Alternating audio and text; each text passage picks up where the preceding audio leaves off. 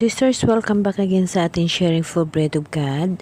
In the name of the Father, and to the Son, and to the Holy Spirit. Amen. Lord, nagpapasalamat ako sa iyo dahil sa gabay sa araw-araw ng aking buhay, sa araw-araw na ipinagkaloob mo sa akin sa mga bawat oras na ikaw ay aking kasama. At ako ay humihingi ng kapatawaran dahil alam ko ako'y nagkakamali sa iyo sa isip, sa buhat, at sa kung anumang bagay na hindi kaaya sa iyong paningin. Lord, humingi ako ng sorry dahil sa kaugalian bilang tao lamang. Alam ko na ako ay iyong naunawaan at ako'y umaasa na ang gabay mo sa akin ay hindi magbabago dahil sa aking panampalataya at pagtitiwala sa iyo. Lord, maraming salamat ngayong araw. Isinusuko kong aking sarili sa iyo. Ikaw ang magkontrol ng buhay ko dahil pag ako'y tao lamang na makasalanan. Kaya Lord, inaasa ko sa iyo ang pagkontrol ng aking buhay. Amen. Okay, brothers and sisters, today, mag-share ako sa inyo regarding sa pagbabago. Itong Kapaskuhan, itong New Year, itong sinasabi na ang mga tao sa mundo ay magbabago. Ito yung pahiwatig ng Pasko, ng New Year. Dahil ang Pasko, ang paggunita natin ng kaarawan ng ating mahal na Diyos, ang kaarawan ni Kristo, ang kaarawan ng ating mahal na Diyos. Kumbaga, ito yung paghihiwatig na nagbabalik ang ating mahal na Diyos or magbalik sa second coming. So ito, ang Kapaskuhan, ang December na tinatawag bilang tao sa mundo, ito yung tinatawag na pagpaalaala sa ating na mahal na Diyos.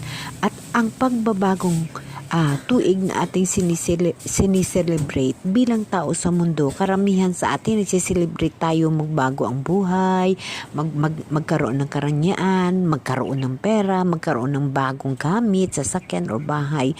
Bilang tao, yan ho ang nasa isip natin. Ngunit kapatid, ang katotohanan, ang bagong taon or ang bagong tuig, sa tuwing sumapit ang bagong tuig, ito ho yung pagbabago ng tao na inaantay ng Diyos. Ito ho yung kailangan nating magbago ang ating sarili. Ito ho yung pagbabago, hindi ng pagbabago ng buhay sa sanlibutan. Brothers and sisters, lagi nating tatandaan na ang sanlibutan atin ito iiwanan. Tayo ho ay mamatay. At pag tayo ay mamamatay at tayo ay magkaroon ng pangalawang buhay, iyon ho ang buhay na walang hanggan at iyon ho ang kaharian na magiging matirahan natin sa bagong lupa at bagong langit na ibibigay ng Diyos. Hindi ito ang buhay sa ngayong panahon, sa ngayon at present na ating tinitiran ang mundong makasalanan. Brothers and sisters, ang bagong taon, hindi natin ifo-focus sa pagbabago ng ating pamumuhay na magkaroon ng bagong gamit, magkaroon ng kung ano-anong bagay, kundi ang bagong taon ng bagong pagpanimula upang manampalataya ng lubos sa Diyos.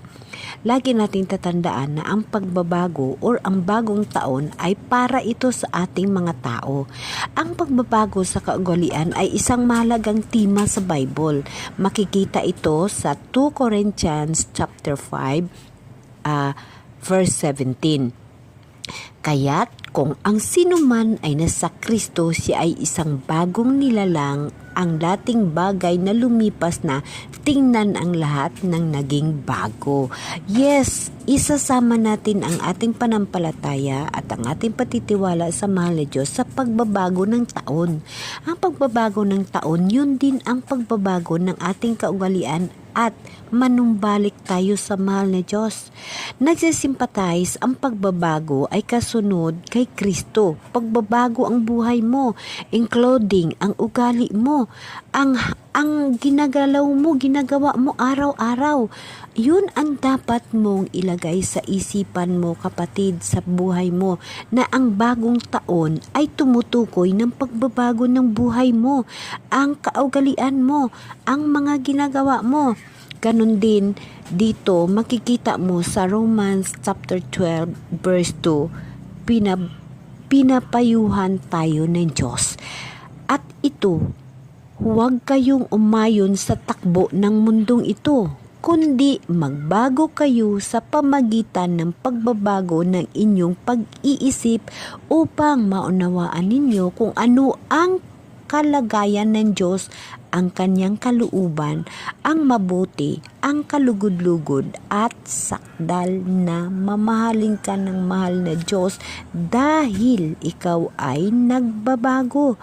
Ang pagbabagong ito ay ibigay natin sa ating sarili kasama sa celebrate natin ng bagong taon, ang pagbabago ng pag-iisip natin, magkaroon ng pag-uunawa sa kapwa natin.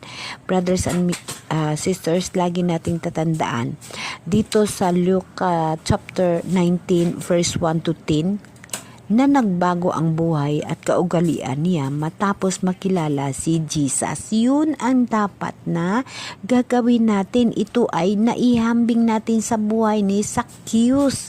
Si Zacchaeus ay dahil nakikilala niya si Lord sa kanyang pagbabago, nagbago ang buhay, kaugalian niya. Matapos makilala niya ang mahal na Diyos. Brothers and sisters, lagi nating tatandaan na ang pagbabago ng taon ay ito yung tumutukoy sa buhay natin sa mundo na magbabago rin tayo bilang tao. Huwag nating hayaan na mananatili ang ating kaugalian sa the same year. Kailangan magkaroon tayo ng pagbabago kasama ang Diyos sa buhay natin. At doon, alam mo, brothers and sisters, makukumpirma ang sarili mo ang pagbabago na kasama ang Diyos at ang wala ang Diyos. Brothers and sisters, lagi mong tatandaan, ipaubaya sa Diyos ang pagkontrol ng buhay mo dahil ang Diyos ang mag-step by step. Bilang tao, marami ho tayong kasalanan, maraming tentasyon na nangyayari sa buhay natin. Marami ho tayong haharapin na tentasyon, kahirapan, trials sa buhay. Ngayon, brothers and sisters, pag wala ang Kristo sa buhay mo, lalo kang mahihirapan. Ngunit pag nandyan si Jesus Christ sa buhay mo, wala kang hirap at wala kang takot na haharapin dahil siya ang kakampi mo at siya ang katuwang mo sa buhay. Kaya brothers and sisters, itong pagbabagong taon, karamihan sa ating mga tao sa mundo, nagsiselebrate tayo bagong taon. Halimbawa lamang, sa bagong taon, natatandaan natin ang kaugalian natin at ako rin, aking nakikita nung buhay pang mga magulang ko, ang mga amo ko sa trabaho at kahit sino sa realidad, no? Sa realidad. Pag bagong taon, bibili tayo ng mga prutas, 12 na prutas, ilagay natin sa ating lamisa kasi swerte. Magbilog-bilog yung ating lamisa, magbilog. Swerte daw yun. Yun talaga yung mga superstitious belief na pinaniniwalaan ng mga matatanda natin. So itong taon na ito, brothers and sisters, magbago ka na. Huwag mo ilaan o huwag mo iasa sa prutas ang pagbabago ng buhay mo. Magbago ka ng sarili mo. Alalahanin mo, brothers and sisters, ang prutas ay mabubulok yan. Magligid lang yan na bilog, pero si Kristo nasa sayo. Yun ang dapat na asahan mo na magbigay ng biyaya sayo. Hindi yung prutas. Karamihan sa atin maganda rapa sa kakahanap. In real talk tayo, brothers and sisters. Karamihan sa atin sa mundong ibabaw na ito, sa mundong makasalanan na ito, ang prutas sa lamisa, dusi kailangan kasi para swerte. Papasok ang swerte. Mga superstitious belief po yan. Ang swerte ho na sa Diyos. Ang swerte, wag mo iasa sa prutas. Ang swerte ho na sa Diyos. Kaya brothers and sisters, ang pagbabago ng taon, magbago na rin tayo ng kaugalian natin. Huwag tayo mangutang para sa kung ano-anong bagay. Huwag tayong aasa na magkaroon tayo ng bagong bahay, bagong sasakyan, bago ang lahat. Huwag ang ating sikapin sa ating buhay, ang magbago na ating sarili at manumbalik tayo sa mahal na Diyos upang ating mapaghandaan ang pagsalubong sa mahal na Diyos sa buhay na walang hanggan. Yun ho ang pinaka-importante sa buhay ng tao. Alam nyo ba, brothers and sisters, na tayo ay isang tao dito sa mundo na ibinigay ng mahal na Diyos. Binuhay niya tayo, binuhay niya tayo. So, pag binuhay ka ng Diyos, ang Diyos ay may purpose sa'yo. Paano ba pag Bakit ka bubuhayin ng Diyos kung walang purpose ang mahal na Diyos sa'yo? Bakit pa ba ikaw ay dito sa mundo pag wala ng purpose ang mahal na Diyos sa'yo? Ang purpose ng mahal na Diyos hindi natin alam. Kung purpose ba ay maging matarong ka, or purpose ba ay maging makadiyos ka, or purpose bang makatulong ka sa kapwa, or ang purpose ba ay ano? Hindi ho natin alam ang purpose ng mahal na Diyos. Ngunit kung tayo ay nanampalataya at nagtitiwala sa Diyos, ang lahat na yan ay nasa ayos, nasa step by step. Kukontrolin ng Diyos ang buhay mo. Kukontrolin ng Diyos ang lahat. Ang lahat sa buhay mo ay kukontrolin niya. Pag manampalataya ka at nagtitiwala ka sa mahal na Diyos, ang lahat ng bagay ay kukontrolin ng mahal na Diyos. Kahit tayo, sa mundong ibabaw na ito, makasalanan tayo. Maraming tentasyon na nangyayari sa buhay natin. Hindi natin alam na nagawa na natin ito, hindi natin alam na kumbaga nasipya tayo. Ngunit pag ang ng Diyos nasa sayo at lagi mo siyang kinakausap, ang lahat ay masasaayos. Ang lahat na yan ay mabigyan agad ng kasagutan. At hindi ho maiipon yung ating mga pagkakamali. Dahil time to time, naalaala natin ang mahal na Diyos. Dahil isinusuko natin ang sarili natin sa mahal na Diyos. Ang Diyos ang magbigay sa atin ng sagot sa oras-oras, sa araw-araw ng lahat. Alam niyo po, brothers and sisters, uulitin ko, itong bagong taon, ito ay 2025, magdarating na ang 2026 na tinatawag. So, kailangan natin ang pagbabago sa buhay, pagbabago ng ating kaugalian, ng ating tinatawag na habit, at karakter. Brothers and sisters, yun ang pinaka-the best na atin baguhin sa ating buhay.